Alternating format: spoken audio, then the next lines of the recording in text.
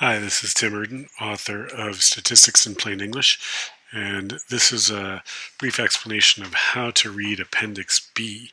Appendix B is the family of t-distributions, and these are where you find the critical values for t-tests. So, first thing to notice is up here, where it says alpha level for a two-tailed test. When you're doing a t-test, you have to decide whether it's a one-tailed test or a two-tailed test. And if it's a two-tailed test, you're going to use these alpha levels. This is the column you would look at if you are using an alpha level of 0.20. This is the column you'd look at if you're using the much more common alpha level of 0.05 or 0.01. You also use these values in Appendix B if you are looking for the critical values for a confidence interval. And all confidence intervals are by definition two-tailed tests. So if you're doing a 99% confidence interval, you would look in this column associated with an alpha level of 0.01. If you are doing a 95% confidence interval, you'd look in this column for the two-tailed alpha level of 0.05.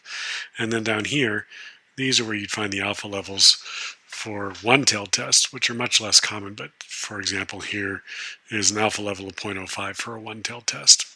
So that's the first thing you have to determine. Is it a one-tailed or a two-tailed test? Then you have to decide which alpha level are you going to be looking at. And then you have to figure out what are your degrees of freedom, and that's over here. The degrees of freedom is going to depend on what kind of t-test or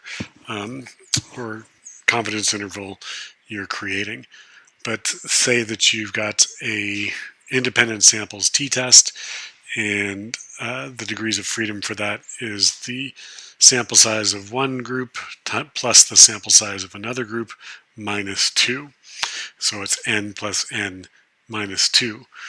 So if you have two samples and each sample has 10 people, then you've got n plus n is 20, 10 plus 10 is 20, minus 2 is 18, and this is the degrees of freedom that you're going to use.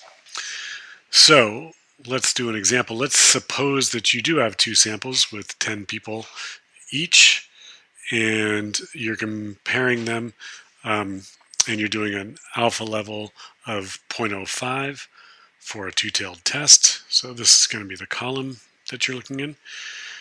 And this here is 18 degrees of freedom, two-tailed test, alpha level 0.05. Your critical value for the t-test is going to be 2.101. Now suppose that you have two groups with, let's say 50 people in each group. Your degrees of freedom is going to be 98. 98 is between 60 and 120. Generally speaking, we like to use the closest degrees of freedom that we can without going over our actual degrees of freedom. So to be on the safe side, I would use 60 degrees of freedom.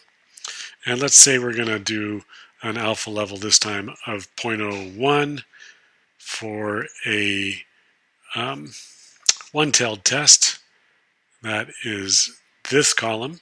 So we find the column, and then we're going to go down till we get to our degrees of freedom, which we said was 60, and this would be our critical t value, 2.390. Critical value means the point that marks the beginning of the region of rejection. So if we calculate an observed t-value that is beyond or larger than 2.390, then we would decide it is statistically significant. And that is how you read Appendix B. I hope that's helpful.